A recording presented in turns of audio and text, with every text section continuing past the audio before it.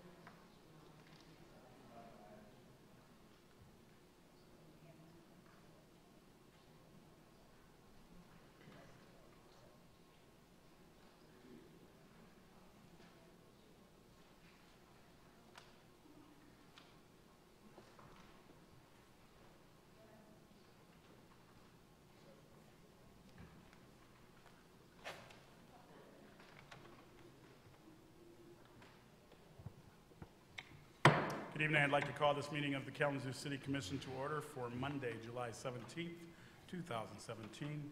Clerk Boyling, please call the roll. Commissioner Anderson. Here. Commissioner Knott. Here. Commissioner Milzarek. Present. Commissioner Sykes. Here. Commissioner Urban. Here. Vice Mayor Cooney. Mayor Hopewell. Present. May we have a motion to excuse Vice Mayor Cooney? So moved. Moved by Commissioner Sykes, supported by Commissioner Milzarek. All in favor, say aye. Aye. Opposed, nay. Motion carried. For our opening ceremony this evening, we will have an invocation by Sister Jessica Wetzel of the Church of Jesus Christ of Latter-day Saints. I ask that you stand for the invocation and remain standing for the Pledge of Allegiance. Good evening, Sister. Thank you.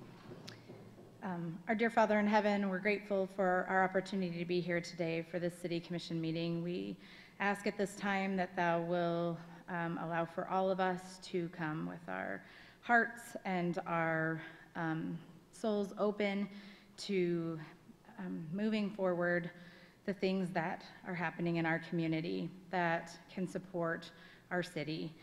We ask for Thy blessing upon this meeting at this time, and we say these things in the name of Jesus Christ. Amen. I pledge allegiance to the flag of the United States of America and to the republic for which it stands, one nation, under God, indivisible, with liberty and justice for all.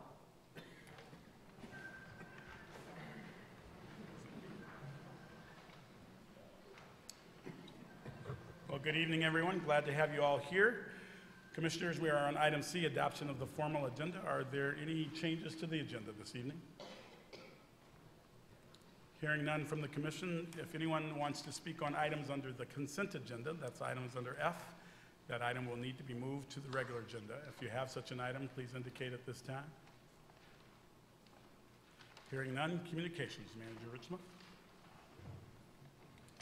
Thank you, Your Honor. I'd just like to highlight one item that's going to be on the consent agenda, but I'll note it here as a City Commission work session next Monday night, and it's being held here at the City Commission chambers next Monday, July 24th at 6 p.m.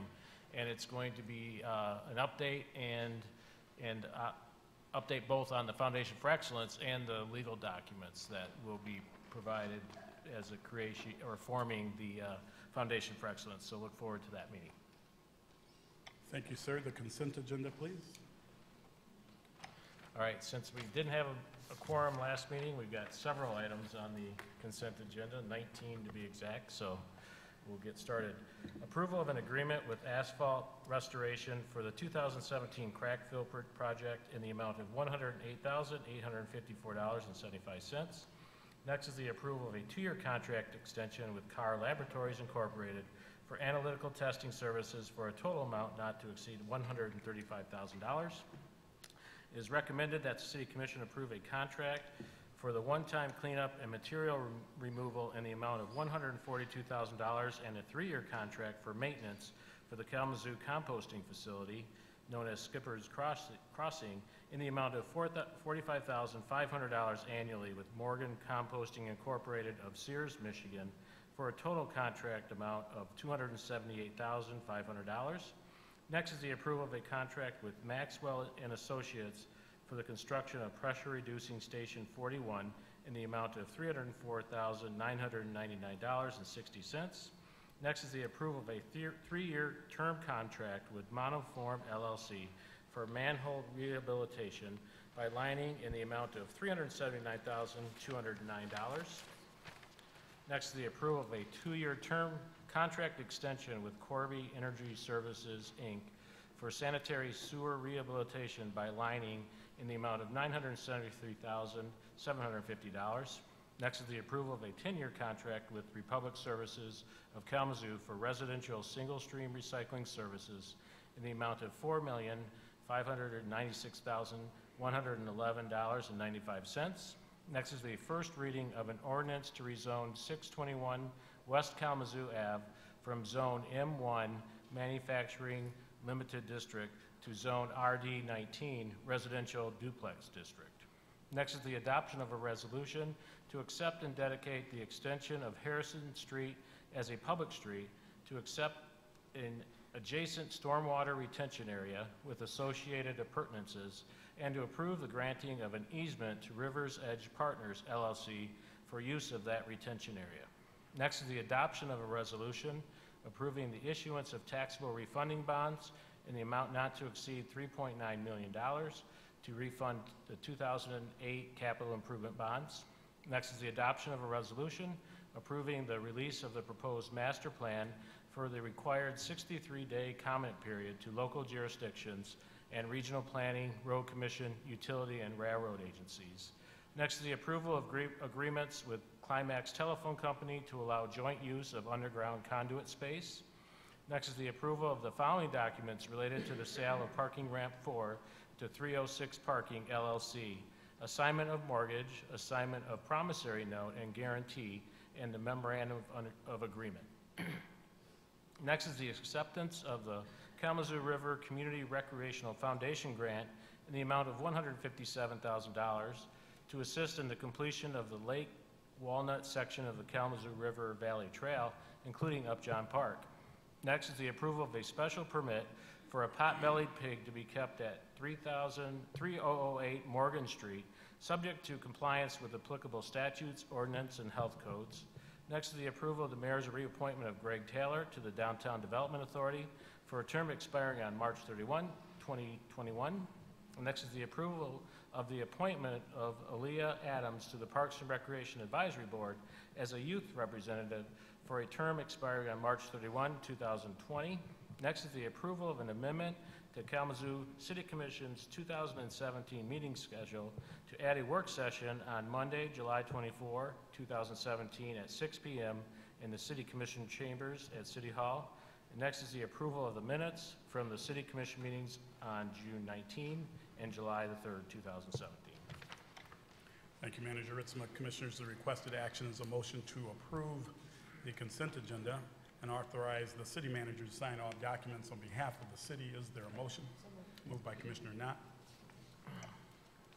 Supported by Commissioner Anderson. Clerk Borling, please call the roll. Commissioner Knott. Yes.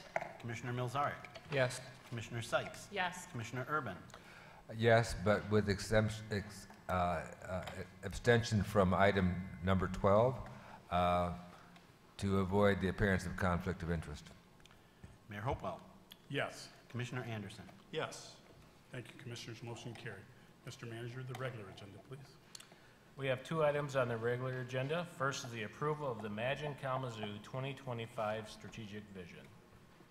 And for this, I'd like to invite forward Community Planning and Development Director Rebecca Kick, who's just going to give some follow-up comments from the meeting a couple of meetings ago where we put this out there for a 30-day review period and highlight some of those comments, and then we'll go into the actual resolution. Good evening, Director Kick. Good evening, Mayor Hopewell, Commissioners. Thank you for having me here tonight.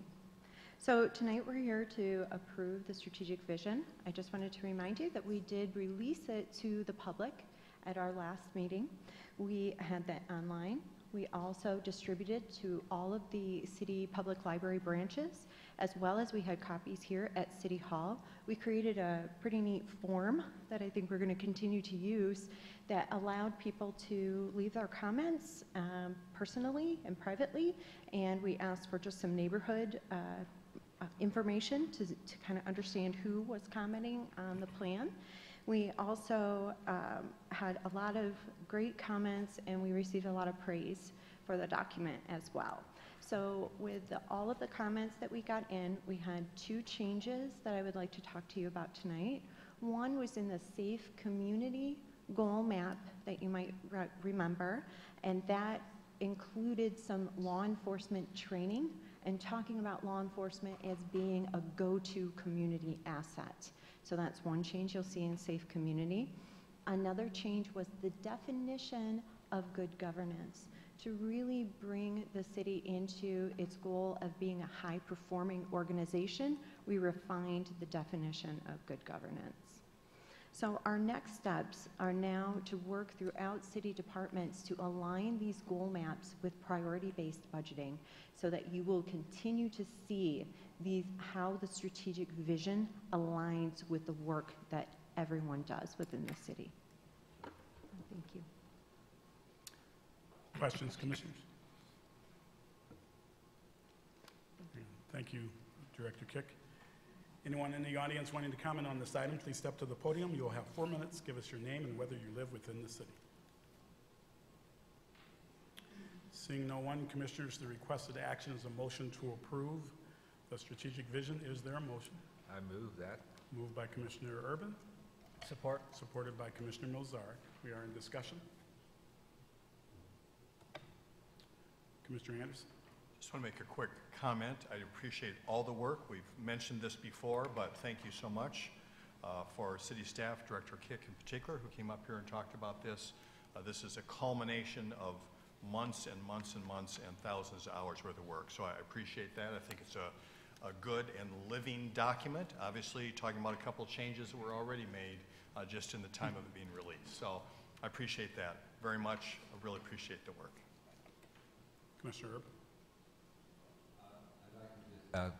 Reflect on how much more alive, or I would just say, safely say, different this strategic vision is from anything that's come previously from the City Commission since I've been living here, which is close to 50 years now. I think we went through kind of a major shift or a major reassessment of our city and what its future could be after the 2008 recession. We're really kind of in a new regime now, and I think this strategic vision reflects the realities of that, but with great optimism and with, but you know, as someone has said recently, to be optimistic, you have to be truthful. And I think we're being truthful about what lies ahead of us, and we're optimistic about it. So I'm thrilled to vote for yes for this. Thank you, Commissioner. Other comments, Commissioners? I want to thank the public for coming out and participating in this. I served on the Planning Commission for, I don't know, 6 or so years and chaired it, and we went through at least one the master planning process, which this is certainly different than that, but certainly connective.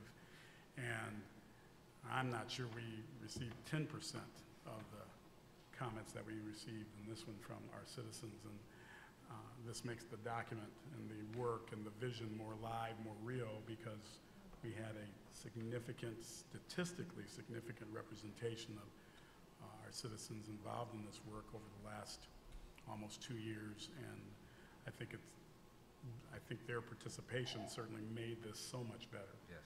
And it informs us, and it gives us a better understanding of the journey that we are on together and how we move forward. So thank everyone that participated, whether it was online or you came to meetings, or even if you watched us at home and you didn't necessarily dive in and make a comment, but you learned a little bit about what's going on in your city. It's pretty awesome. Clerk Borling, please call the roll. Commissioner Milzarek. Yes. Commissioner Sykes. Yes. Commissioner Urban. Yes. Mayor Hopewell. Yes. Commissioner Anderson. Yes. Commissioner Knott. Yes. Thank you, Commissioners. Motion carried. G2, Mr. Manager. Next, we have the adoption of a resolution to appropriate Foundation for Excellent funds in the amount of $1,470,000 for the Great Neighborhood Infrastructure and Parks Pilot, and approve corresponding budget amendments and allocations. For this one, we have a presentation that staff's going to be providing, just reviewing the, as I mentioned earlier, the legal, where we are in the legal process of establishing the Foundation for Excellence, and then presenting the specific project proposals for the fiscal year 2017. Because we're kind of nearing the end of the construction year, we felt if we wanted to get this done this year yet, these projects that we're presenting, we would need to have that acted upon before August. So we'd also appreciate discussion around that, and then confirm the timeline of progress towards shared goals and objectives. So with that, I'll turn it over to City Attorney Robinson, who will give an update on the Foundation for Excellence. Mr. Attorney. Thank you. We are, I'm going to say, in the home stretch, and the finish line is within grasp. I have had, over the last couple of weeks, and more recently on Friday, meetings with Mr. David Toms, who represents the lead donors. We have gone over the two probably most important documents that will be creating the Kalamazoo Foundation for Excellence. That is the Articles of Incorporation and the bylaws. I've provided them to you for your comments. In particular, I want to thank Commissioner Milzarek for his comments. They were very helpful. Again, we were fly-specking things, and sometimes you get so close to the forest you don't see the trees. So he pointed out a couple of commas. He pointed out that they were missing. He pointed out a couple of misspellings, and so those were corrected. And there were some other further discussions in terms of how things are going to work together, and that was on Friday morning with Mr. Toms.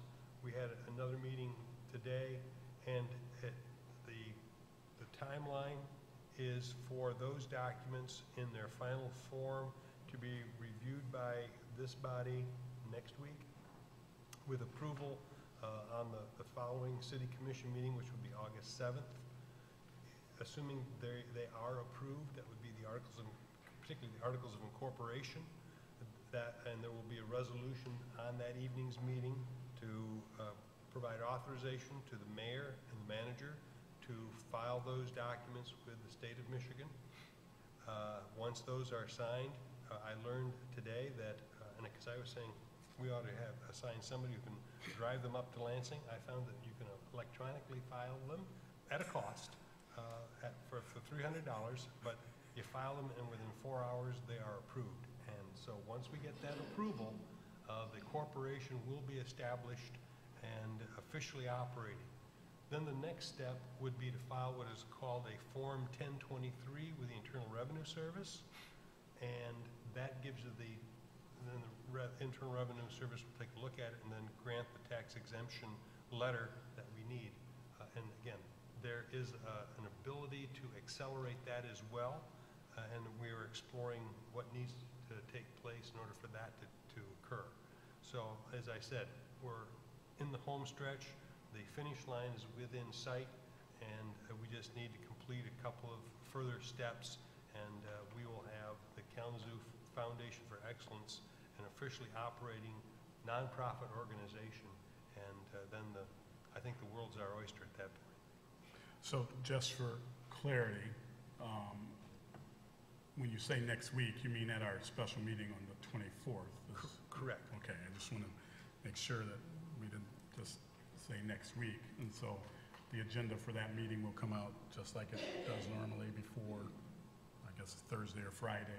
So Yes. those documents will be in that agenda, be made public at that time. That's correct. And then we'll have our meeting on the 24th. So just wanted to clarify that. Commissioner Urban? Yes, I have a question for our attorney. In terms of trying, the time it takes to get the approval of the 1023, the tax exemption, could you tell us a little bit about what the extra cost could be to speed that up? I mean, what are the advantages of doing so versus the costs? And what's the longest it could take if we didn't try to expedite it? Well, you'd be subject to, I can't give you an idea as to how long it would take, because you're subject to the vagaries of the Internal Revenue Service. There are some things that can be filed with the 1023 statement that would indicate that there are some donors who are prepared to give a substantial amount of money, but they won't give it, and they're willing to give it by a certain date, provided the IRS gives its approval. And the IRS, once they see that, and you've created your own deadline, as long as it's reasonable, the IRS, and I'm told, will try to accommodate that. And so that is what is being considered in terms of two major donors being willing to put some money on the table to fund the Foundation for Excellence as kind of the seed money, and with their representation that they're willing to provide that money by a date certain, the IRS can react to that and hopefully get an approval sooner than if you just merely filed it and it hits somebody's desk and when they get around to it, and you're in the queue, if you will, depending on how many other filings are fielded that day or maybe the week before. So, and as you get to the top, it'll be reviewed and approved. So this is a way to kind of see if you can jump to the head of the line. I don't know if there's a specific cost associated with it. There may be, but I do not know what that is. So that's in a kind of a long about way of answering your compound question. Thank you. Mr. Manager? I'll turn it over to ACM Lab. Good evening, mayors, commissioners. So we've been before you a couple different times this year to talk about Foundation for Excellence projects and programs, and how it is our intent to really keep Imagine Kalamazoo at the front and center of this entire effort. I think it was in April we went through and described a process while we were working on the Imagine Kalamazoo 2025 effort. We wanted to be able to take the themes we've been hearing from the community, kind of combine that with staff's kind of input and what we know to be known needs to try to come up with projects we could then score against our priority-based budgeting goal maps, and then evaluate those projects based on readiness to be able to bring before you as projects became ready, Foundation for Excellence projects. So we've just had the approval of the strategic vision, which is very exciting. And I think with that, what we want to do tonight is kind of come back to that process we reviewed with you to say, we now have the strategic vision in place. We are now ready to bring forward projects that we feel embody what we heard from the community, we feel embody what we understand from our staff to be needs, and what we feel is necessary to demonstrate to the community that when we say we're listening and we're going to bring it to action, that we can bring the action. So for this evening, I want to talk with you a little bit about the Great Neighborhoods Pilot Program. This is really an effort to look at both infrastructure and park improvements that we think are critical and think can have a major impact. These are also projects we have the ability to roll out and start working on in summer and fall to show some traction this year. We're really trying to look at a comprehensive approach rather than a lot of different little projects happening at one time. How might we connect these together in a way that will be meaningful and we can directly link to Imagine Kalamazoo? I'm going to turn it over to Director Baker right now, who's going to give you some details on the infrastructure aspect of this pilot program.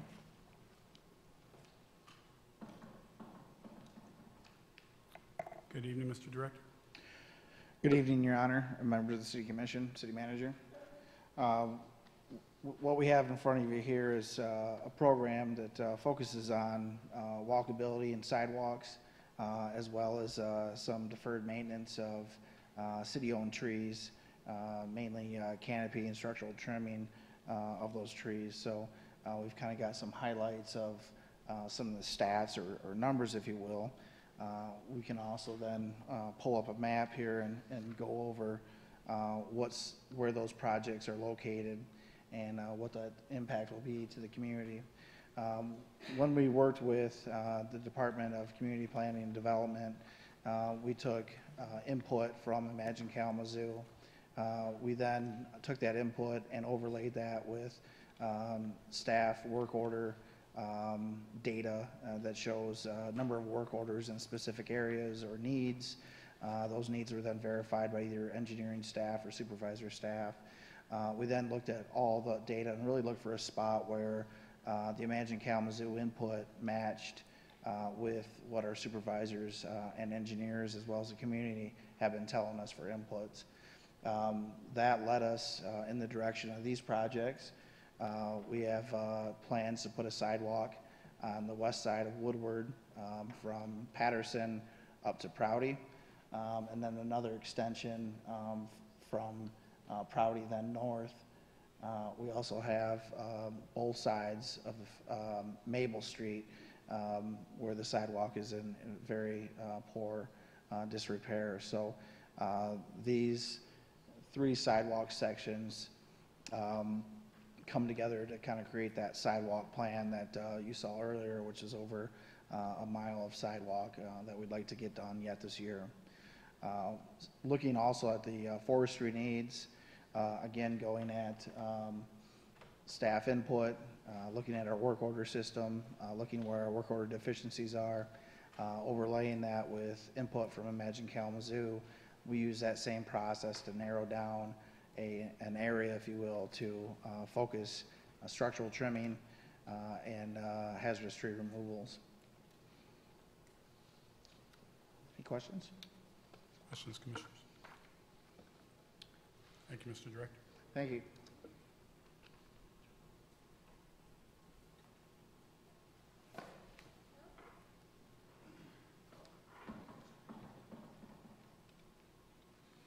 My apologies. With all this work comes a need for staff.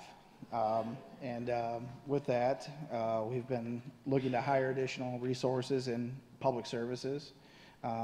We have needs that rely around the extra work that we're doing.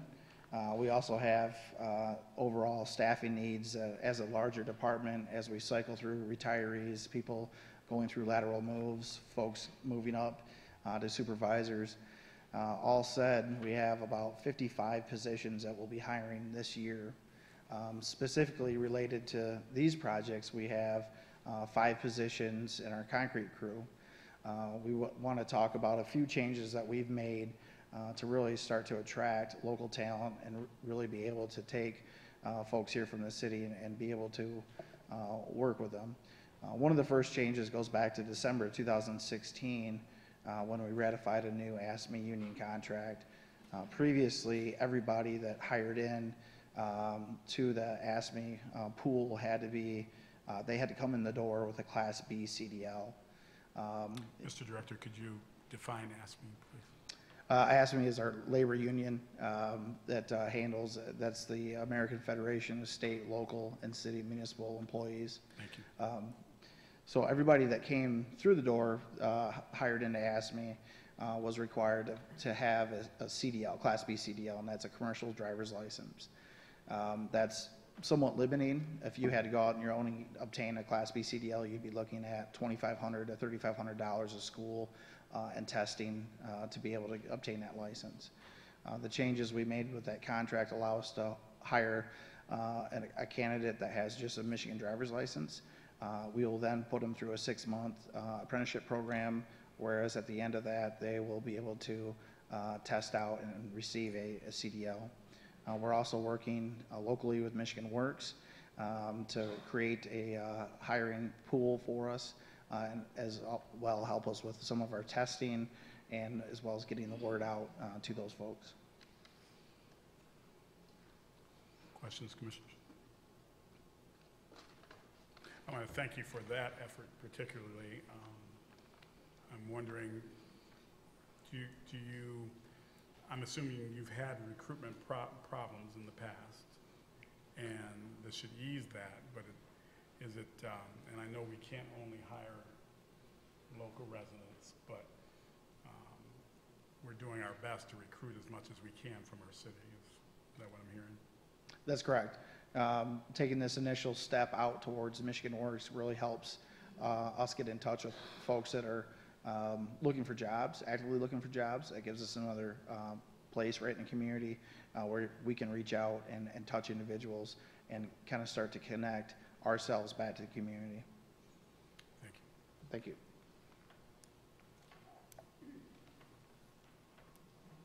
Now I'd like to ask Director Fletcher to come up and talk a little bit about some park enhancement projects. I'm going to ask the cameraman to not be in the aisle. If you can move towards the flags or something, but I don't want folks having to climb around you to get to that podium where they need to sign in or get down the... Just come in front of the podium, in front of the desk there. There you go. Good evening, Mr. Director.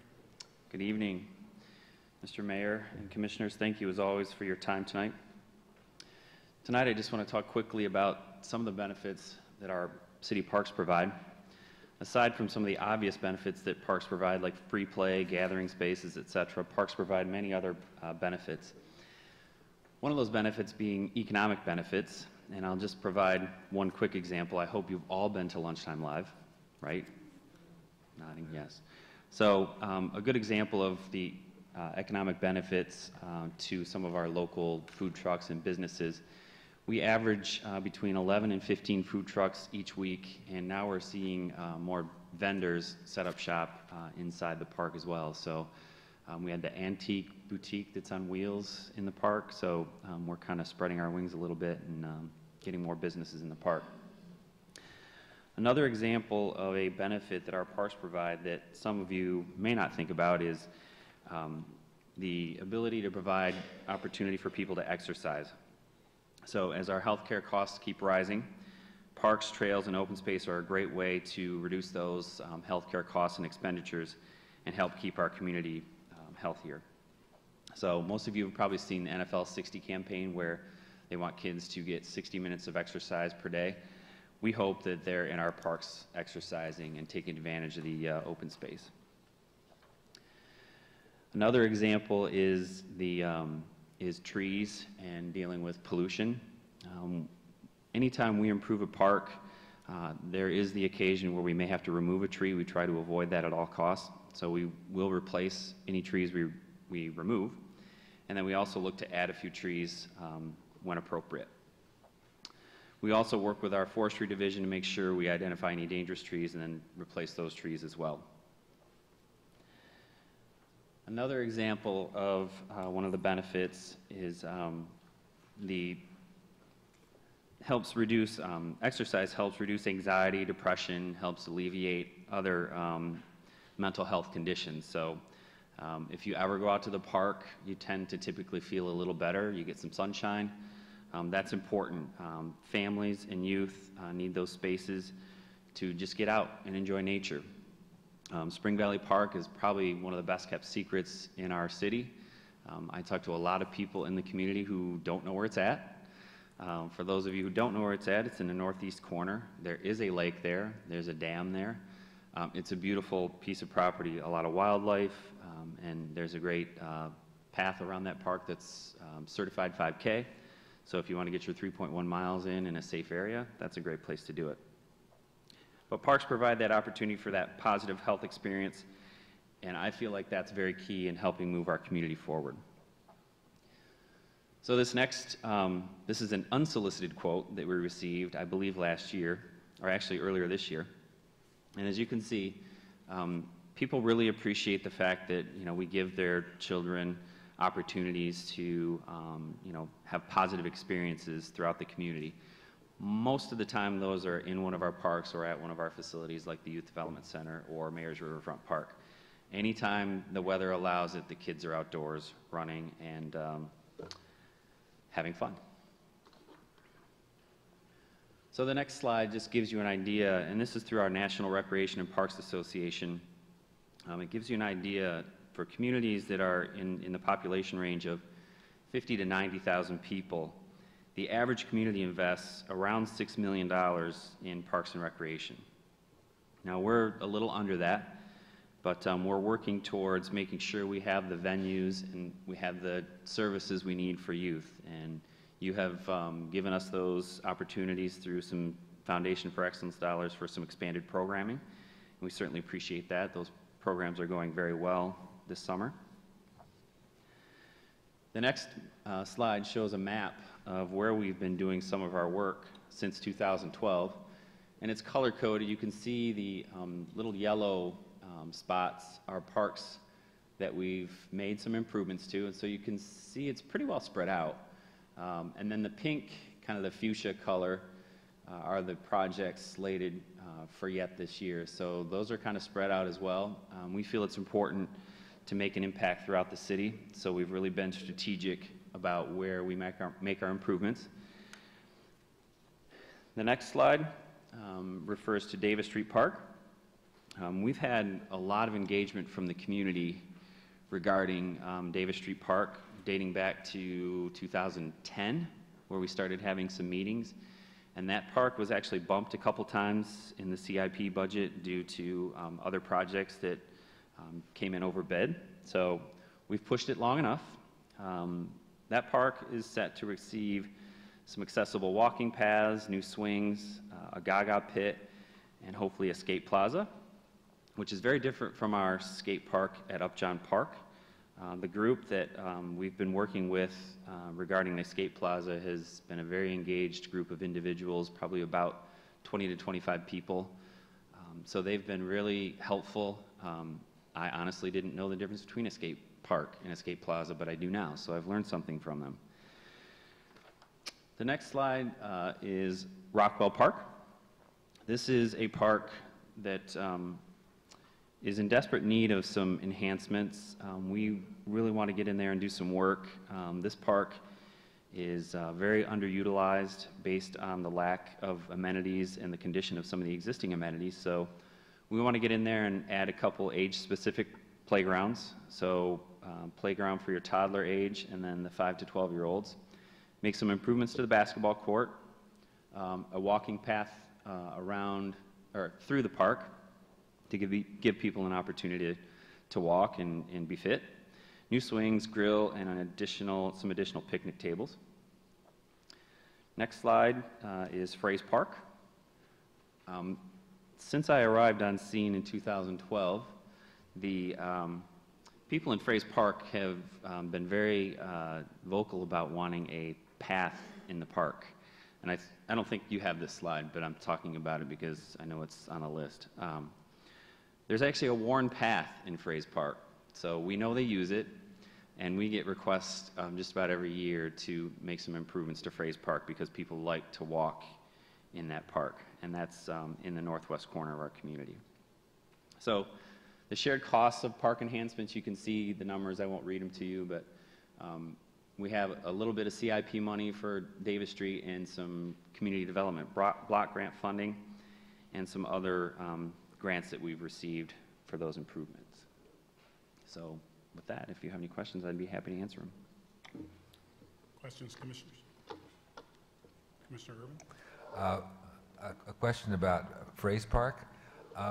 You talk about putting in walking paths. There's one path I'm aware of right now that goes across it that is about this deep. Is that going to be, is that in part of being your thoughts about paving that? Does that bisects the middle of the park? Yeah, yeah. The path that we're looking at is actually the path that winds through the park, but Okay. obviously if we have the ability to address that issue when we're in there and mobilized, we can certainly do that. That sure would be nice, because that's clearly overused. Yeah. Yep. Yeah, thanks. Commissioner Milzar? Thank you. On the chart there, there's 25,000 for Davis Street for CDBG, and then it shows a total of 65. Under that, where's the rest of that money going? Yeah, a number of us were going to have that question. Yep. You know what? I'm not sure. I'd have to probably talk with Steve about that. I don't know if that's just a typo or a cell not adding correctly. Thank you. So just for clarification, and maybe the Director Kitt can advise, CDBG, the amount from CDBG or Community Development Block Grant is $25,000, is that correct? Yeah. And so there is no amount coming, and there's no other amounts from CDBG going into Fraze and Rockwell. So this does look like it's a error. So that, I know the amount for Davis is accurate. I do know that okay. is right. Other questions? Thank you, Mr. Director. Thank you. I'm going to ask Director Kick to come forward and talk to you a little bit about the alignment with the Imagine Kalamazoo 2025 plan. Welcome back. Thank you, Commissioners. So, the next slide, please. Maybe not. Thank you. So just as a reminder to what values propel this work and where this came from in the Imagine Kalamazoo 2025 engagement. So each of these values, connectivity, accessibility, equity, vibrancy, and friendliness, I know you might be used to approving a plan and then thinking that our engagement process goes away. But no, here at the City of Kalamazoo, we now practice constant vigilance, and we will be going back out to the community as these values were set during the master planning process. And there were additional strategic goals that came out of these values, and I had presented them to you before. You've approved them tonight. They are connected city, complete neighborhoods, inviting public places, environmental responsibility, as well as safe community and economic vitality. Touch all of the projects that you are hearing about tonight. The master plan release, I just wanted to remind you, which was on the consent agenda tonight, goes out for public comment on August 1st during National Night Out. This was another night that we had also gathered Imagine Kalamazoo input. We were in 5 different neighborhoods, and we're going to be back out in those neighborhoods and any others that are participating in National Night Out. Additionally, we'll be back at the Mothers of Hope Picnic. The Hispanic Festival, I've been told, is coming back on September 16th, so I'm super excited. We're going to be there again. We're also in the process of scheduling more neighborhood board and association meetings, as well as meeting with their residents. We'll be back on the Art Hop circuit, and we will be having another citywide celebration on September 12th at a location yet to be determined, because as our events get larger and larger and we expect more people to come, we're kind of having to shift around some of our locations as we go forward. So I just wanted to remind you that these values and the work that we've been doing in the strategic vision, again, is deeply embedded in all the projects that are going forward. Can I have the next slide, please? So the success of each of these projects as we go forward, we're going to be talking to the community about that. All of these multiple goals that we're engaging work together for the greater effort. None of these can be taken individually. They are all greater than the sum of their parts. We've emphasized connectivity through exercises that we conducted with the residents. We had them looking at these maps. Like Director Baker had mentioned to you, people were identifying the routes that they take when they go to a store, when they go to a school, or when they go to a park. Not the routes you or I would take or what we think makes sense to us, but the routes that the residents take, where they feel like lighting is lacking, where they feel like trees are interfering. So I want to emphasize that when you see projects that are coming forward, it's what the residents have asked for.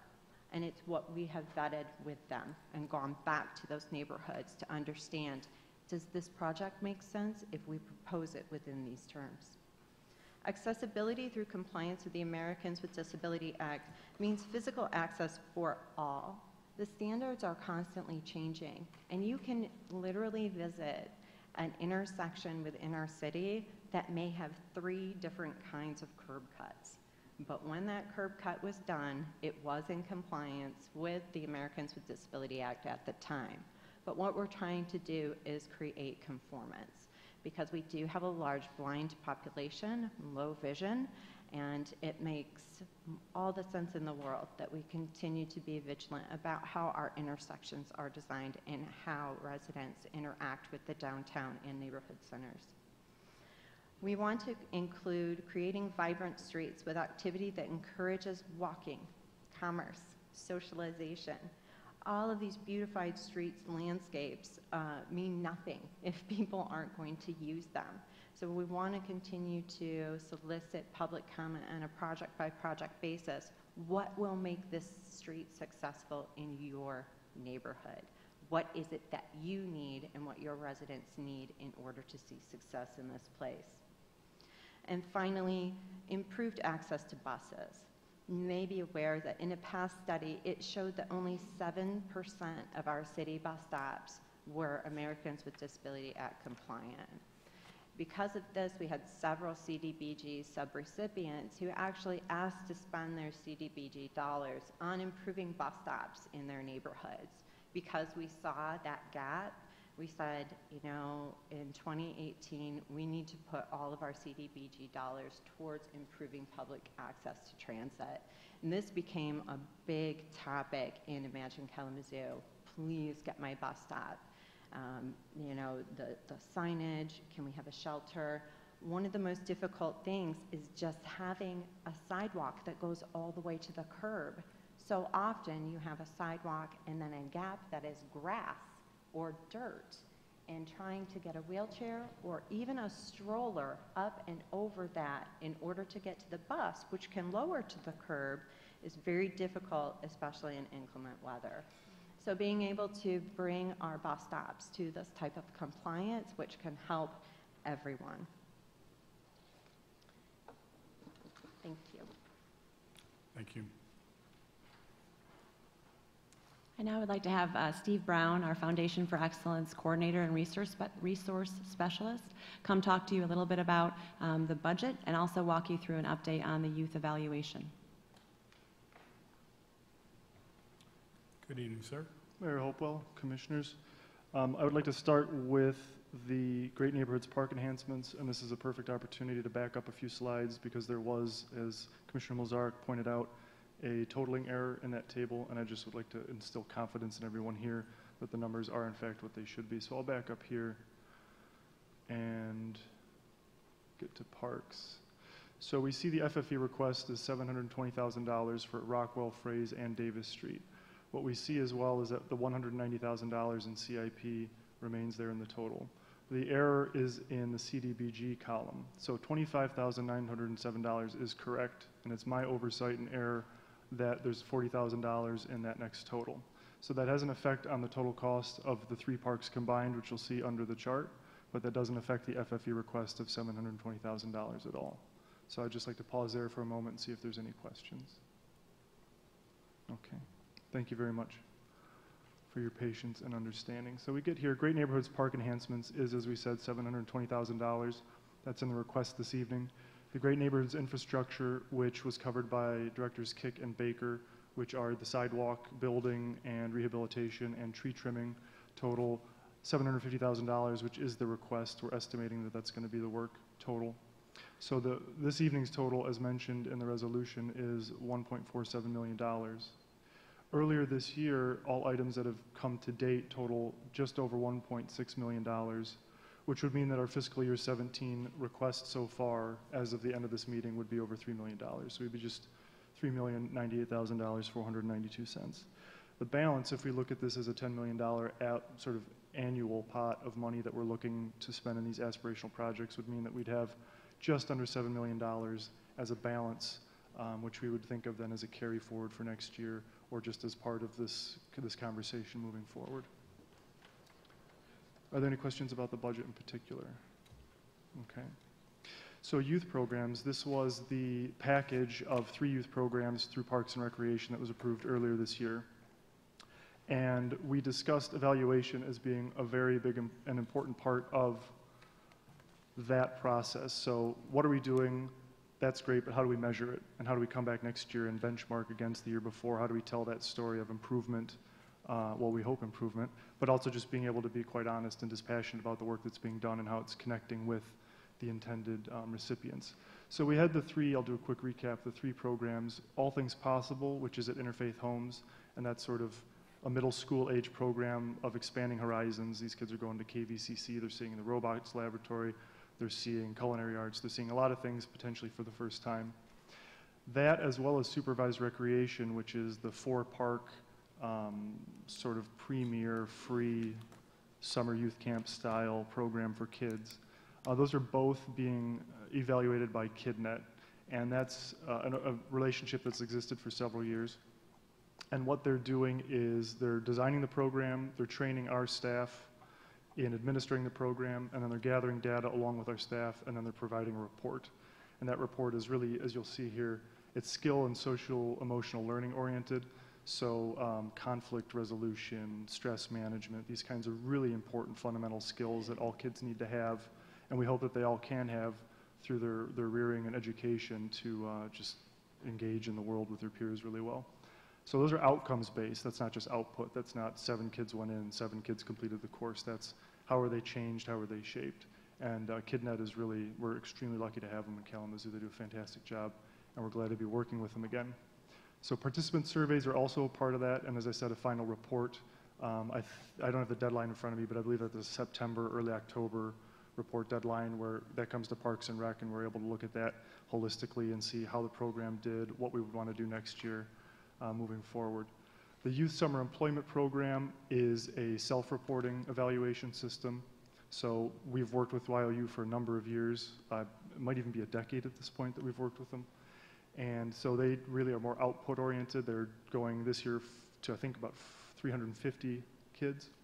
Well, I say kids, but they're up to 17, 18 years old. And so they're looking at how many completed the course, how many achieved a certain level of completion, how many had certain benchmarks for, again, social and emotional learning. And that again comes in a final report at the end of the program, which will be right around that time when school goes back in session. So we'll be able to look at that moving into next year's decision making for FFE programs and programming. So evaluation is a huge part of this. We're also looking not just at the programs themselves, but at the Foundation for Excellence and what we're doing and how our programs are advancing in an outcomes type assessment model, the lives of people in the city, jobs, family, youth, wherever we're working, we want to understand not just what's coming out, but how it's affecting the lives of the people that are involved with it. So we've worked really primarily to build conversations with Upjohn Institute and Western Michigan University as two extremely high quality resources in our area that we could work with, learn from, and continue the discussion about how do we evaluate the Foundation for Excellence work in total. So we're looking at it in the micro, we're looking at it in the macro, and going into next year, we'll hopefully have a much more comprehensive plan for evaluation to wrap around all the programs as they are developed in the fiscal 2018 year. Are there any questions about evaluation? Commissioner Urban. Yes, when we are evaluating outcomes, sometimes, very often in these kinds of things, the outcome isn't readily apparent at the end of the program. It's maybe a year or 2 or 5, 10 years later before you really have solid, statistically valid information about what happened with these people as a result of this program, this or that program.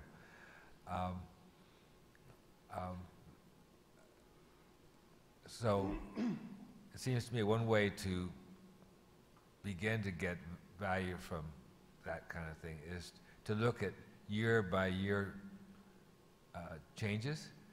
What can be affordably done to track what happens with people who 2 or 3 years after a program is completed? So and that's a huge undertaking. Everybody wants to see outcomes, but to actually have credible data that stand up to scrutiny is hard to do. I just would like to hear you talk a little bit about the kinds of effort that you see needing to be made to have that be quality measuring and reporting. Just going to start with a kind of a brief response, and I think this will probably carry us into a much longer conversation we can have at another time. Right now, because of the issues you described, we can't measure impact if we're just doing it ourselves. And so in addition to Western Michigan University Upjohn Institute, we've been engaged in some really exciting conversations about a collaborative data effort kind of being led by the United Way, involving Kalamazoo Public Schools, involving a number of partners who are committed to the notion of shared data, the idea that we are going to be far more impactful if we do it together. And so I think to some extent, what I hear from your question is the way in which we ask all of our community partners, how can we contribute to each other's data to understand that a student may go to school and then they go home and then they go to a program. How do we make sure we have a holistic approach? So I think the good news is we're starting to lift up some of those ideas and that need. I think we're also looking to have some more conversations with you all about how to make the most of those opportunities. Okay, good.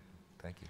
And just to add to that, we know that through the shared prosperity effort and the Recreation Department is pulling our community partners together to really hone in on the strategic nature of working with our youth, and this evaluation and measurement processes has entered that conversation.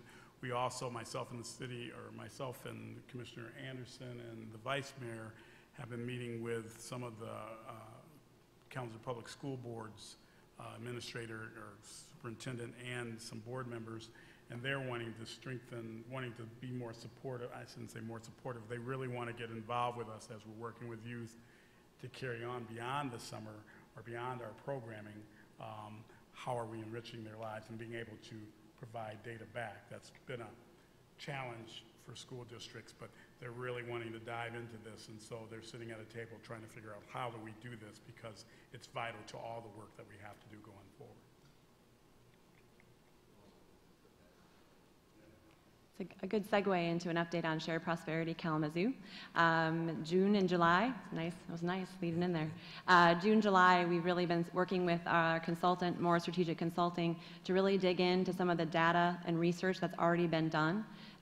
We are in the process of trying to create task force and goal teams for jobs, children, youth, and family to dig deeper into the work. In August and September, we're looking to do some deep engagement with those partners and the beginnings of developing the strategy that's going to guide the work ahead.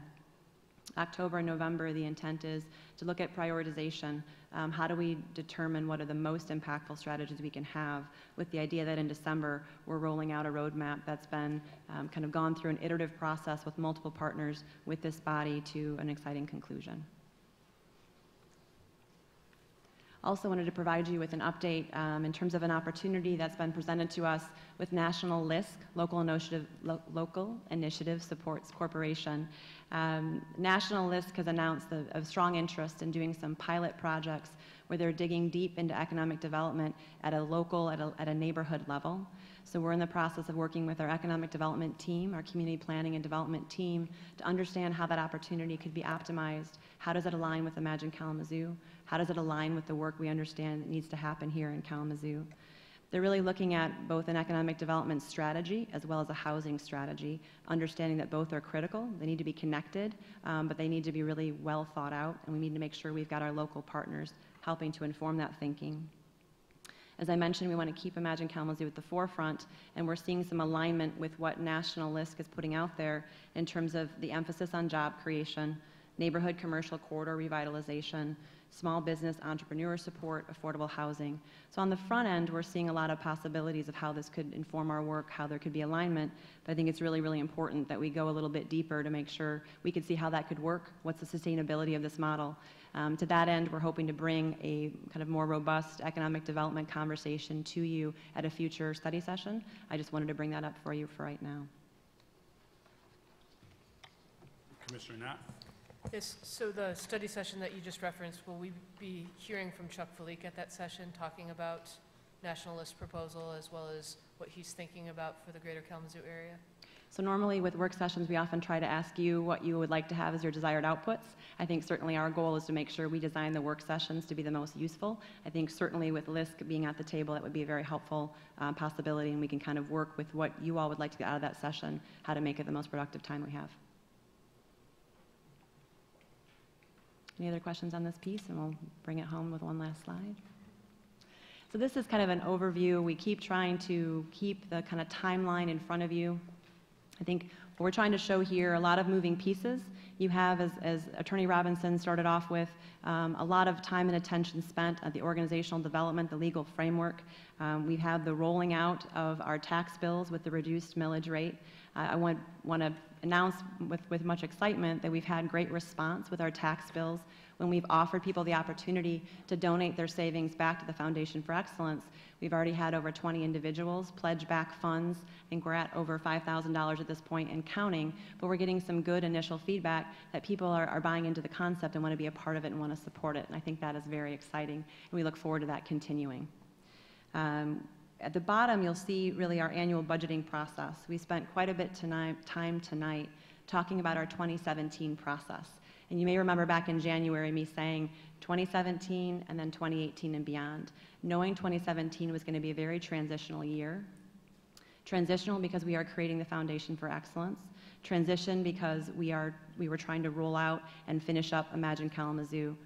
We are at a point where we've got the Imagine Kalamazoo plan becoming more clear. We're very, very close to being able to have the legal documentation filed. And so we look to have the 2018 process be aligned with priority-based budgeting, be aligned with the Imagine Kalamazoo process, aligned with the budget, so we can bring it forward in a more holistic fashion. So with that, I'll turn it over to City Manager. I guess my job is to bring it home this evening. So I think as far as next steps go, that's been made pretty clear through the presentation. So what I'd like to do is just kind of take a step back and look at the Foundation for Excellence and the work that entails as it relates to the rest of the work we do in the city. And I've heard the mayor say before, we have a $144 million budget, that we're also doing important work for this community. And that's part of this. What the next step for us is to get all of that aligned with the Foundation for Excellence work, those community goals. And we'll be working on that through the priority-based budgeting process. We'll bring that to you in the 2018 budget. Let's take streets, for example. We've got this year, back in June, the Inquirer put a list of projects that the city is doing, street projects, and the title was Unprecedented Work Being Done in the City. So we're able to do more, but we're also able to align it more with the Foundation for Excellence. And right now we have 32 street projects identified for this year, and 25 of which our own crews will be performing. So we're trying to engage our employees in doing this work, and also trying to enhance what we're able to do in a given year. Now, we got to own the fact that our roads stink, but we are working on it. And Director Baker and his staff will have a plan to get us to where we need to be on those roads into the future. But what we're trying to do is align all of this work and make it more impactful and leverage dollars like LISC, the LISC proposal that we're anticipating. So this is all of it coming together and seeing progress throughout the community. I think you'll see more of that, and we'll certainly be promoting it more. So a project will be identified as FFE project, Imagine Kalamazoo, and trying to create excitement around that too. Thank you, Mr. Manager. Questions, Commissioners? Commissioner Mills-Zarek? Thank you. Not so much a question as just a comment. So we don't have a motion on the floor, so Okay, comments can. I'll hold. Are there questions for staff? Commissioner Sykes? Yeah, this is really just more for my own clarification. So, we talked early on, and I know I keep bringing this back up, but I just want to make sure I understand what we're doing. So, we've talked about the piece of this being ending generational poverty. And so I'm making the assumption here that that work is baked into the SBK work and the other projects, infrastructure projects, youth projects. So I guess my first question is that the expectation then, that our ending generational poverty work is baked into all of these other things and not actually a line item of it in itself? First question. So I think a couple of things. Certainly, when we're talking about Foundation for Excellence, we are hearing front and center how important it is that we're able to have impact in addressing generational poverty. We're also hearing loud and clear that it needs to have a strong correlation and a connection to Imagine Kalamazoo. By and large, they're aligned. As we went through and listened to the goals of our community, we heard a lot of alignment. I think what we're trying to do is keep in balance where there's connections. For example, listening to Director Baker talk about hiring opportunities, looking at our YOU program and understanding how we can create employment opportunities. Where there's connections, we're making them, but we're trying to keep a balance of a lot of the goals that came forward at Imagine Kalamazoo, so that when you talk about parks, you heard from Director Fletcher that it's not just about the green space, it's about the programming that goes around it. So I think to answer your question, yes, we're certainly trying to thread addressing generational poverty throughout our work. In some areas it's going to be far stronger than others, but we're trying to create that triple bottom line opportunity to attack it on multiple fronts. Absolutely, and I appreciate that. I can see that in a lot of these projects. I just want to make sure that that piece is still a piece that we're talking about and we're still focused on. So I appreciate that. My other question, though, is, so for that work, because I know, we've got this, the 3 years to spend $10 million per year. Now, does the ending generational poverty, does that work continue on past the 2019? I'm not clear yet, and I'm imagining I will get much more clear next week on, how much funding we have per year moving forward on that once we move into, the actual operation of the foundation. But can I assume that because this is baked into all of these other projects and Imagine Kalamazoo, that work continues? And then does the funding for that work continue as well? I think what we're looking at in that sort of 2017, 2018 and beyond, the intent is really once we get past 2017 year, we're intending to bring our Foundation for Excellence projects forward as part of the budget process. So it's not going to be right now, there's sort of been projects as they have been prioritized and ready, we've brought them forward. The intent is that we're able to give you more of a holistic perspective so you understand how Imagine Kalamazoo and ending generational poverty work together. I think the quick steps I laid out in terms of the shared prosperity Kalamazoo work, the intent is that in December, as we're rolling out that action plan, that we should have a lot of opportunities to inform our funding. We're really looking at that opportunity to understand the most important and impactful actions we can invest in. And so I think that will be, part of the discussion going forward. Yeah, and I'm not sure, maybe I missed something. I'm thinking past 2019, and that sort of, so that's, Yeah, so that's really what makes the Foundation for Excellence special. A lot of donors or foundations provide 3-year funding cycle and expect you to do everything in those 3 years. The Foundation for Excellence isn't about that. It's about continuing the work in perpetuity until ultimately generational poverty is ended in Kalamazoo. So the anticipation is this will be ongoing in future years. Now, the projects and the work may be different based on the needs of the community, but that's what these funds are for. Commissioner, if I may also, though, and this is that balancing act when I talk about $146 million. What I believe has occurred through Imagine Kalamazoo, through what will occur through Shared Prosperity, is allowing us to think differently about how we're doing the work. This is where I thought you were asking. So one of my questions would be for Director Baker, that the apprenticeship program, that the intent is that is not just today, that's many years to come, trying to decrease that barrier to someone entering this opportunity. So whether it's that, whether it's investing in areas that support ending poverty, that needs to be about how we do our work every single day. And Foundation for Excellence, we're going to be successful. We're going to raise the $500 million. I believe that in my heart and upper hearts.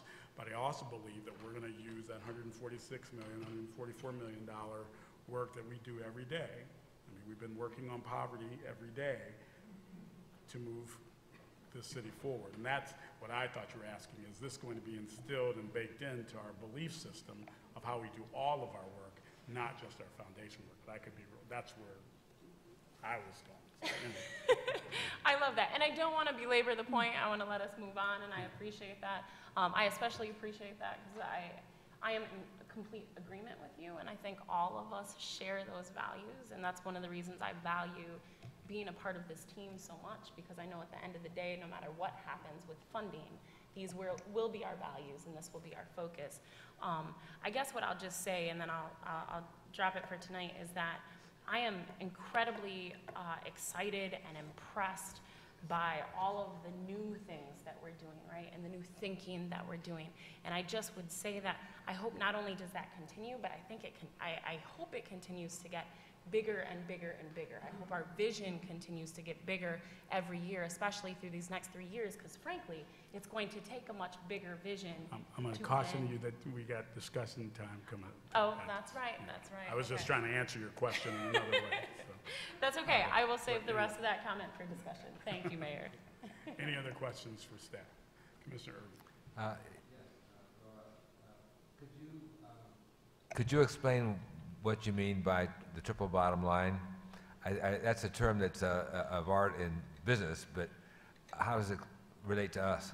I think this is going back to a little bit of what the mayor was just saying. As we go about doing the work of the city and building roads and building parks, how do we look beyond the end product and figure out how to incorporate more of our community in terms of workforce, in terms of apprenticeship? So triple bottom line, not just the end product of the parks, but you're working on equity issues, you're working on opportunities for social goals, social progress.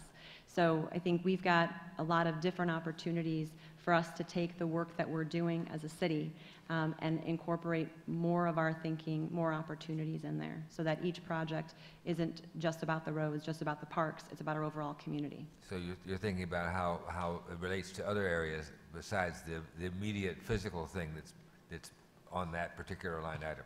Yes, more specifically, the priority-based budgeting goal maps that we were using to prioritize all of the city's funding, we've now added a youth development goal and a shared prosperity goal.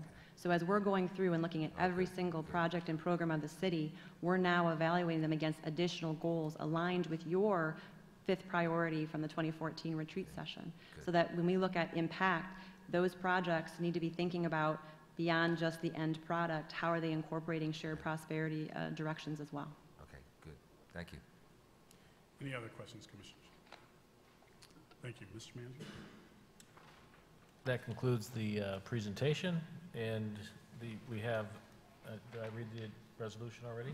I guess. Yeah, you did that already. Okay, so now it's time for consideration of the resolution. Actually, thank you. Anyone in the audience wanting to comment on this item, please step to the podium. You'll have 4 minutes. Give us your name and whether you live within the city. Good evening, sir. I'm a Chickasaw legally, and my friends call me Nehemiah Scudder. But you all know me if I've been here before. And you know, all of these proposals for your Foundation for Excellence are in such general terms they're almost meaningless. I didn't hear the word alcohol used once, and yet alcoholism is a prime contributor to poverty.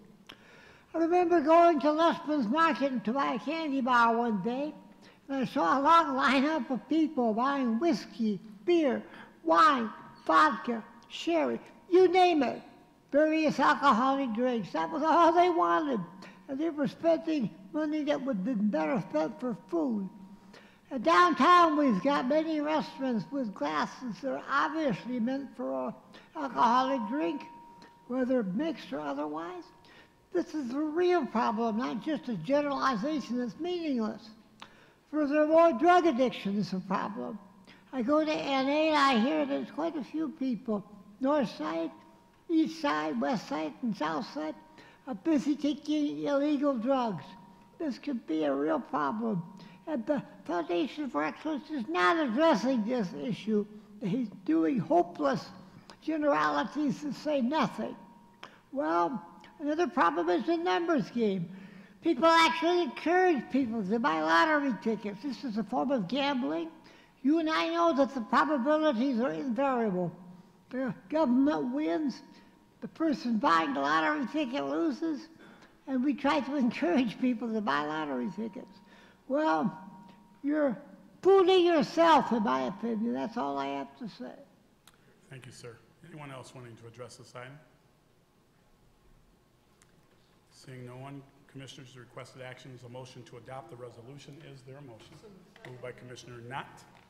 Support. Supported by Commissioner Urban. We are in discussion. Commissioner Sykes. Continuing, no, I'm sorry. No, I just wanted to say that I am glad that our vision has grown. I hope that it continues to grow. I think it's going to take much bigger ideas in addition to the ones we've already come up with to end generational poverty. We know that, right? This is a huge issue. And I especially want to see, hope to see us come up with some creative solutions to structural imbalances and structural challenges that maybe, some of these projects might not address. So I'm looking forward to that. I don't say these things to say that we're not already looking in that direction, but I just want to put that at the forefront of people's minds, that that's, another piece of this work. I'm not clear on how the funding will continue through our budget, and I look forward to, maybe I can revisit that question next week on Monday, especially if we're not, and I don't know that this is true or not, but if we're not going to continue seeing that extra $10 million per year for aspirational projects, then how does the budget work? And so I look forward to hearing more about that. But I'm excited.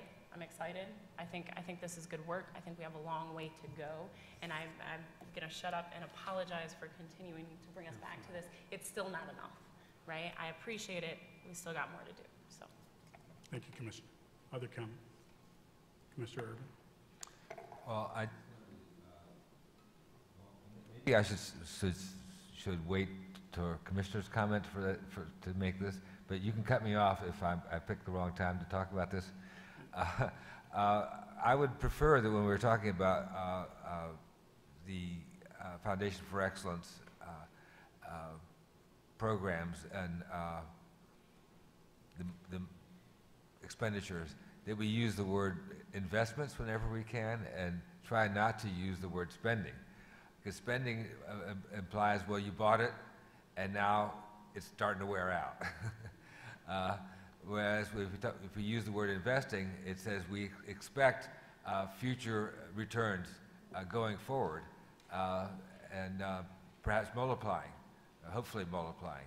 So I think it's a difference in mindset, and I think out of habit we use the word spending when it would be helpful if, whenever possible, when we're talking about this, commission as well as staff, try to use the word investment where it's clearly appropriate, and if it's a toss-up, well, pick investment instead of spending, but clearly there's times when it just is spending.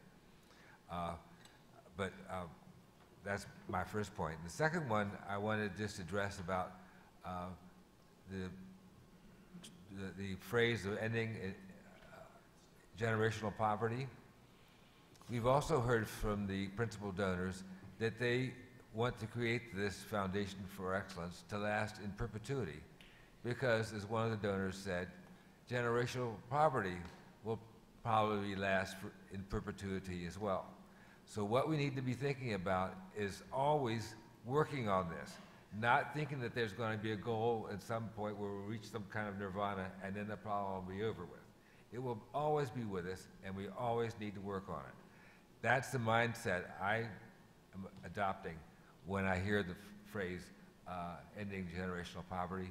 The goal is to continue to work on it in perpetuity.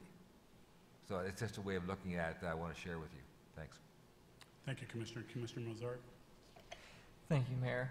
I wanted to thank the staff for their work on this, and I wanted to just touch briefly on public transit accessibility.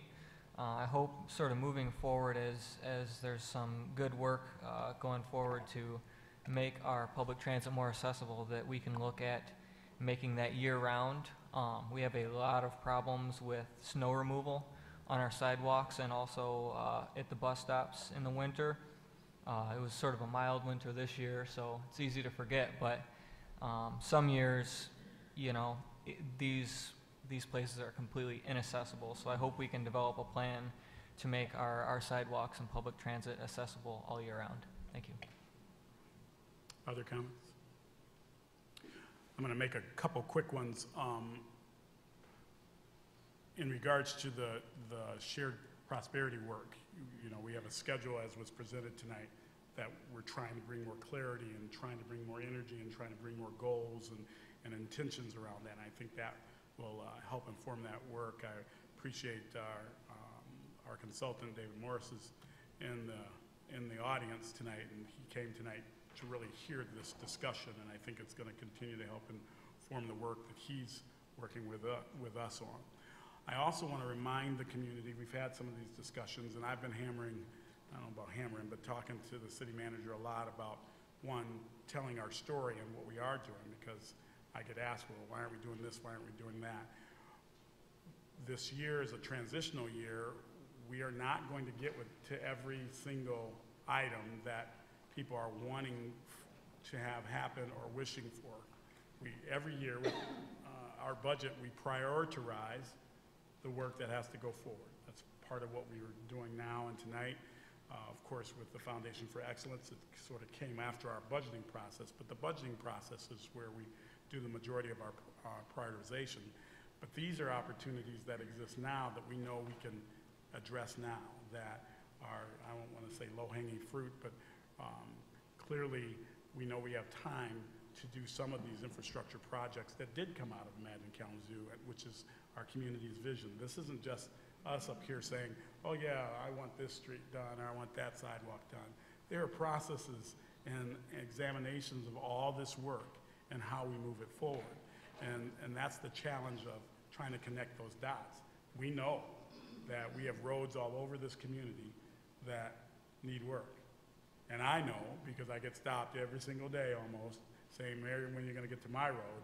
And then I'd love to be able to say, yeah, we're going to get yours next week, and then the next person asks about theirs, and it just doesn't work that way.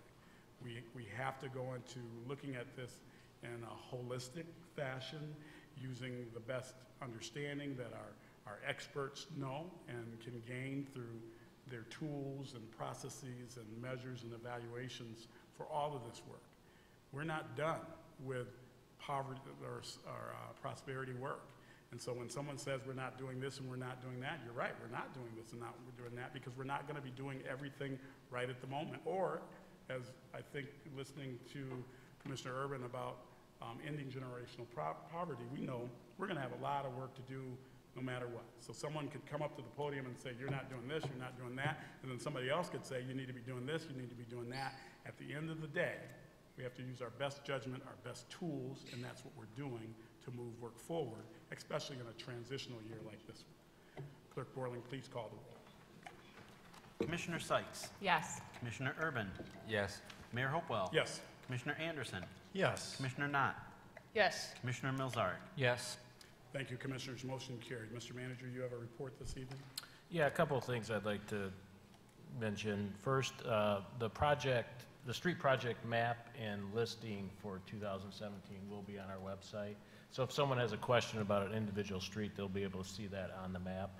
We'll make sure it's out there. Well, if they have a question about individual streets that we... They can contact Baker, but the streets we're doing in 2017 will be shown on the map. Yeah, so if my street's not on the map, you can ask me a question about it, but... That's true, yeah. Okay, just want to, trying to get clarity that the projects that we've chosen to do this summer will be on the website. Yep. Thank you. And secondly, I just want to acknowledge our great city staff that led this process, and beyond the leading, there were many staff involved at different times in different places to bring this whole Imagine Kalamazoo forward. I especially want to recognize ACM Lamb and CMP Director Rebecca Kick and our city planner Christina Anderson. The number of hours they put into this and passion and energy is mind-boggling, but without them, this would not be here before you tonight. So that's all I have. Thank you, Mr. Manager. Mr. Attorney, you have a report this evening? Just briefly, Your Honor. It has already been issued by Neil Conway and has put it on our webpage. There was a release that went out as part of the follow-up that I gave to you in regarding the medical marijuana ordinances. Next week, there will be 2 opportunities for to comment on public input, and to provide questions. They will be held in this room next week. The first meeting will be July 26th from 6 in the evening to 8:30. We hope to have some easels up showing where various areas of the city where facilities could be located. There will be comment cards. There will be a little overview of what we're anticipating, what we're planning, and trying to get some public response and reaction to that, both for good or ill. Then the second one will be the following afternoon from 2 to 4:30, again in this chamber, and it'll be the same presentation. So it doesn't matter what your schedule is. You can hopefully make one of those two meetings if you are interested. And it won't be a formal meeting. It'll be more of an open house, citizen comment, people standing around the room available to answer questions. There will be a formal presentation, but it's not like you'll have 4 minutes to speak. We hope to keep it a little more informal, much in the way that the Imagine Kalamazoo meetings were held. Thank you. Thank you, Mr. Attorney. Mr. Clerk, do you have a report this evening? No, sir. We are now at citizens' comments. Any citizen wanting to comment on anything this evening, step to the podium. You'll have 4 minutes. Give us your name and whether you live within the city. Good evening, Hello. ma'am. I am Jody Dozeman. I live in Kalamazoo. You know, a couple Sundays ago, I went and took a hold of that fence that Western owns with my book bag, and that fence is big enough to roll somebody in a piece of carpeting and pull them through it. It is right down a pathway. It has been asked to be covered up. There's no lights back there. The ends of the privacy fence are wide open. You see kids up on the balcony. You see a playground on each side. That hole is inviting to the lake. To ask Judy to fix that hole, she just absolutely refuses and will not get up lighting. Obviously, there's still no lighting. I had put some stuff up on the board where we could use these envelopes and keep track of your monthly receipts, to which card.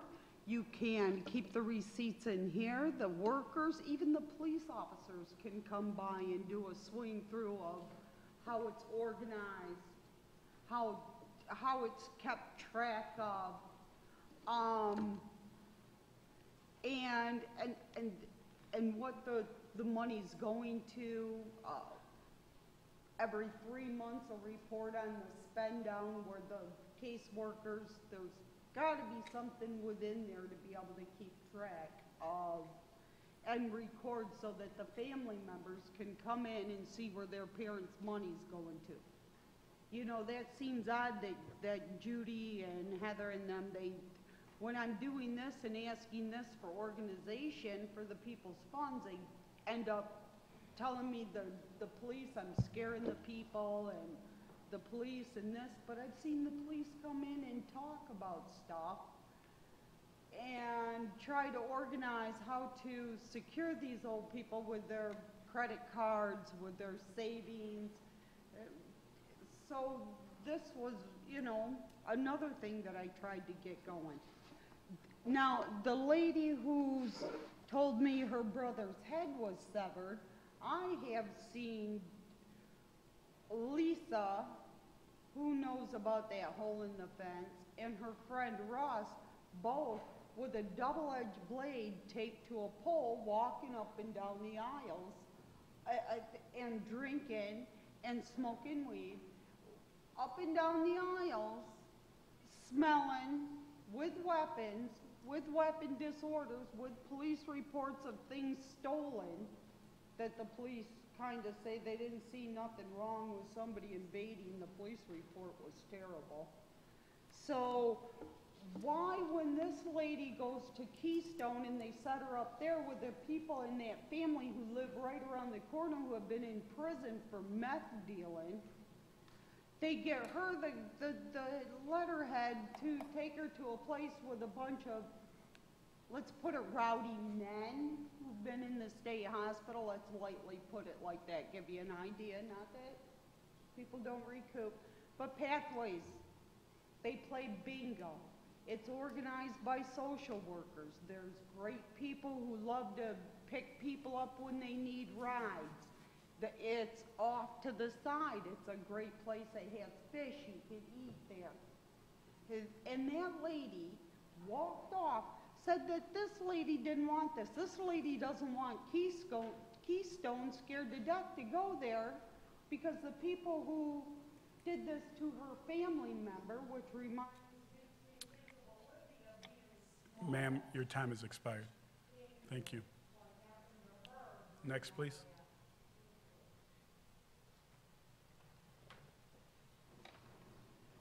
Good evening, ma'am. Good evening, Mayor Hopewell and the commissioners. My name is Beverly McCall, and I am a resident of the east side of Kalamazoo. And I first of all want to say thank you for the work that you do as elected officials for our city. I appreciate it. But it would really be nice if you guys could come to our association meetings. I'm a board member of the East Side Neighborhood Association. I've been a board member for 4 years, and we never see you there. We need you there. We have issues and concerns on our side of town, and it would be nice if the commissioners could come and hear those concerns of our citizens there.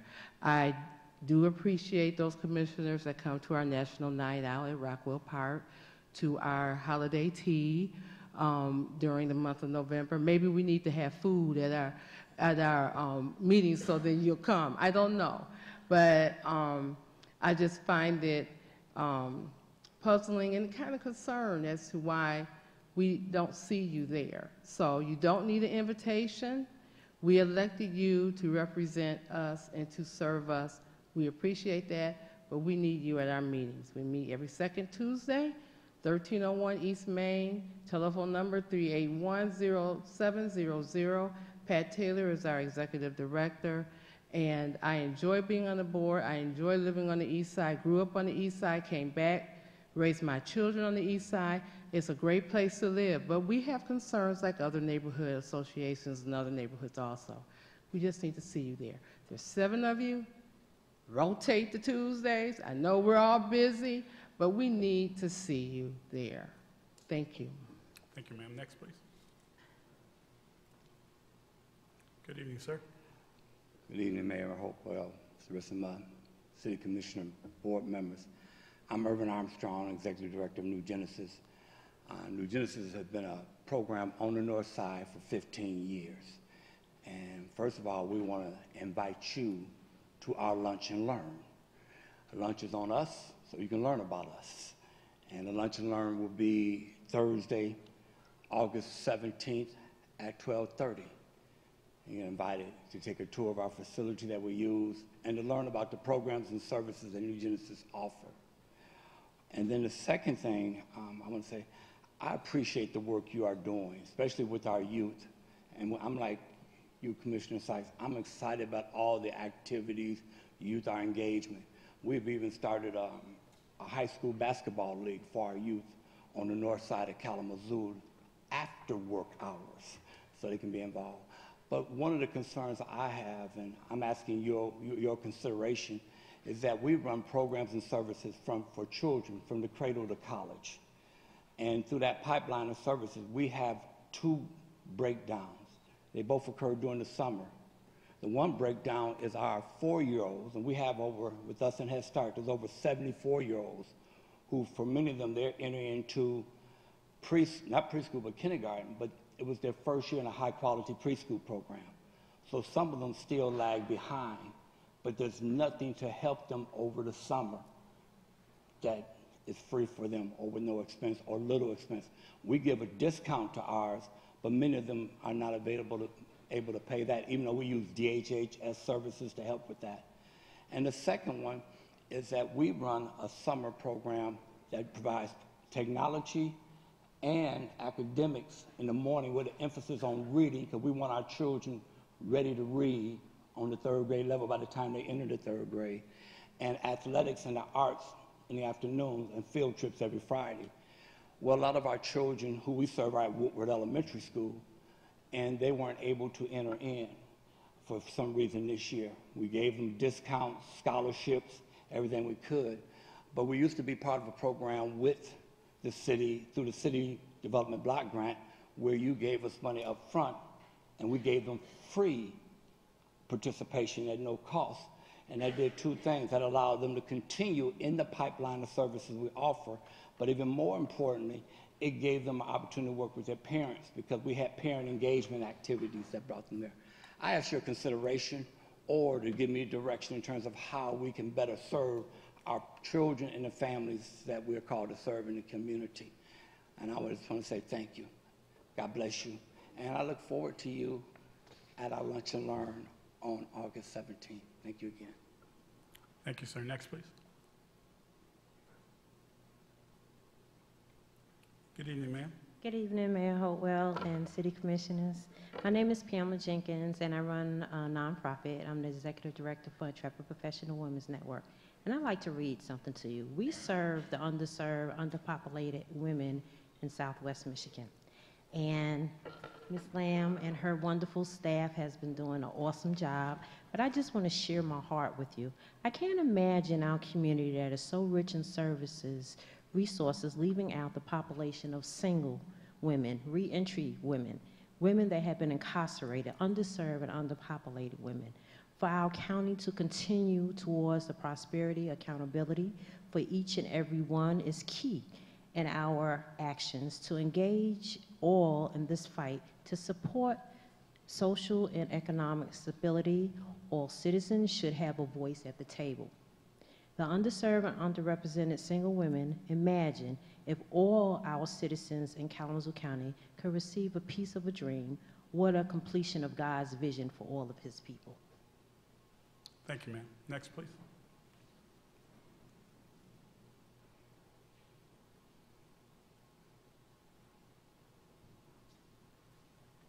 Good evening, there, Commissioners. I'm Frank Warren. I live at Lynn Terrace. Just want to bring you up to date. The Honor Flight's going to have a alumni dinner this coming Saturday at Wing Stadium. That means that we had 11 flights so far we went to Washington, D.C. since they started. They had 4 last year. Now they only decided to have 2 a year, so one let in April. They'll probably be there, and they got one going back out, I believe, in September again with another group of our veterans going. It is sad that I come downtown on Friday to the drug court, where I'm a volunteer, and walk by the church there, the church across the road over here, and watch our veterans sleeping out there under a roof so they can keep dry. You know, we have houses here in Kalamazoo that are being torn down. For what reason? Some of them houses, one of them houses could be fixed up if the veterans got a hold of it, veterans organizations got a hold of it, could be fixed up and made that place for veterans that wanted to go and stay there where they know they'd be more comfortable. You know, a lot of them don't like the mission, I know that. You got a lot of people who won't go in that mission, but if you have a home like that that's set up for them to go into, they might show up. And that's sad to know that our veterans who fought for this country, and they're still fighting, have to sleep in a doorway of a church. That is disgusting. I see it. I even told the guy last week from the Veterans Affairs Office, go over there and talk to them veterans you get out of here and ask them what's going on. And he went over there and says, we try to get help, we can't get help. You come down and see me tomorrow down there or Monday down there to the Gall Road place. I'll see if I can get you some help. And it's sad to know that our county commissioners want to take that veterans office and close it, in case you didn't know it. They want to eliminate that man's job, if you didn't know that. And yet we can take and turn around and buy a $60,000 machine to take pictures of IDs for people that don't have IDs here in Kalamazoo. But we can't keep our veterans office open over on Gall Road. It's a dirty, dirty shame. Thank you. Thank you, sir. Next, please. Good evening, sir. Good evening, Mayor Helpel, City Attorney Robinson, Ritz, City Manager, and Commissioners. My first time here. My name is Ron Huster. I'm President of the Westwood Neighborhood Association. We're very excited about some things being done to Fraze Park. The association really wants to get involved in that. It's not just about this one project and cleaning it up right now. It's the continuation of the park and what happens with it in a day-to-day basis. Being an association, we have a communication network, and so many of the people complain to me directly or indirectly, and so now we're going to turn this around and start working with everybody. And since everybody's inviting all you people to all the different things, we have a meeting Wednesday night at 7 p.m. at the Westwood Fire Station, and on the 28th of July is the 76th annual Westwood Firefighters Annual Ice Cream Social, and you're all certainly welcome to attend. But I do appreciate the work that has been done on the projects, and you'll see more of me. Thank you very much. Thank you, sir. Next, please. Good evening, sir. My legal name is Asha Kazaa, and I asked my friends to call me Nehemiah Scudder because I hope to adopt that name legally when I can afford it. I have a problem with our younger generation. One of the people that just spoke to you said he wanted the third grade level reading to be taught for those who are taking third grade. Well, if you don't have this, the name for it is illiteracy. We are raising a generation of illiterates because they don't want to read, they don't like to read, and they don't read at third grade level until they get to maybe much, much later, if ever. Well, the problem I'm concerned with is a different word, innumeracy, meaning the inability to do mathematics. I tutored one student who was awarded most valuable player because he could do sports wonderfully. He couldn't add and subtract and get the right answer.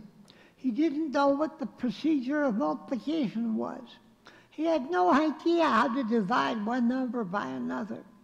And yet he was in the 11th grade or maybe 12th grade, about to graduate and go to college, maybe on a football scholarship. And he was innumerate. He knew nothing about the basic mathematics that guides our civilization. I think if we're going to talk a lot about illiteracy, which I deem is a problem and we need to work on it, we should talk also about innumeracy, which is the inability to do basic mathematics. Thank you. Thank you, sir. Good evening, sir.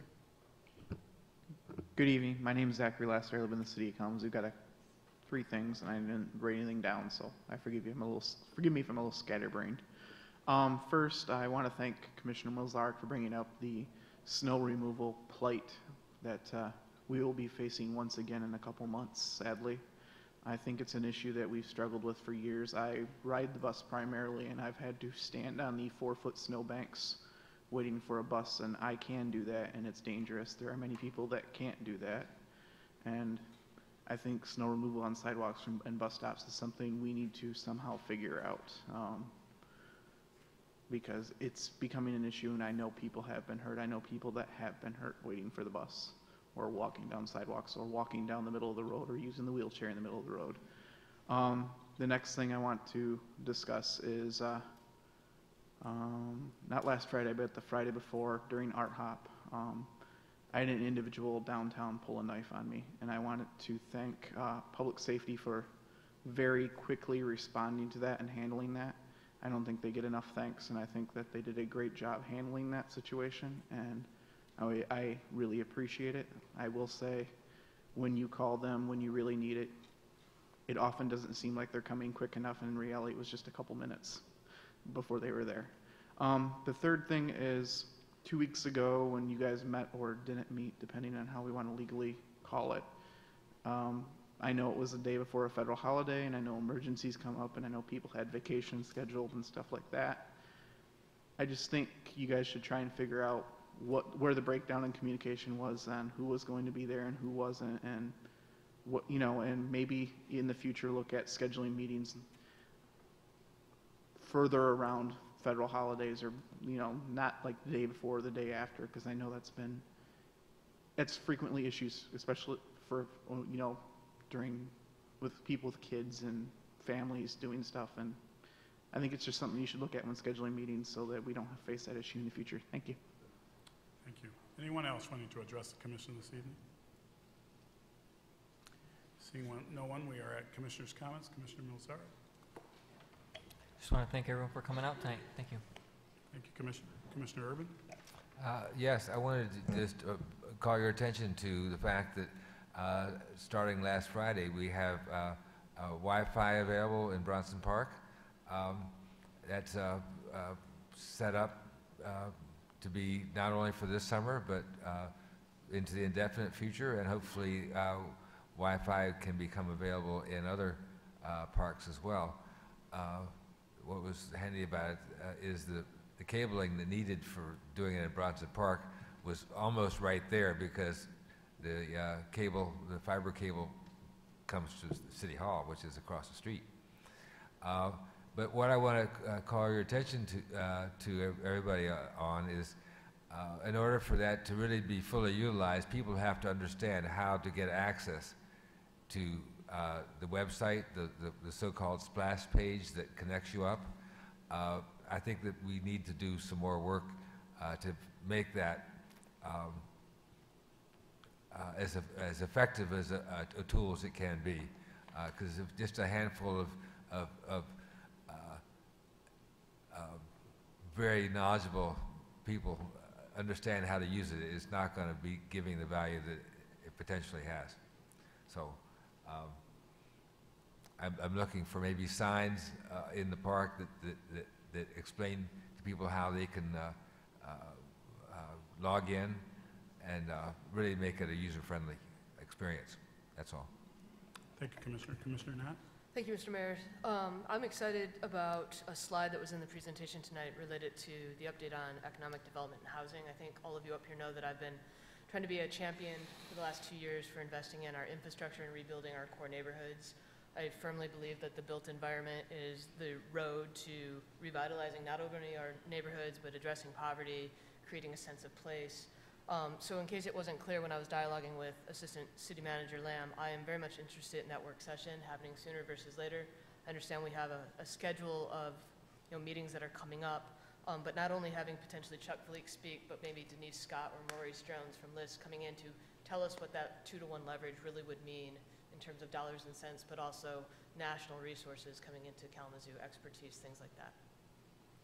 Thank you, Commissioner. Commissioner Sykes? Commissioner Anderson? We are adjourned.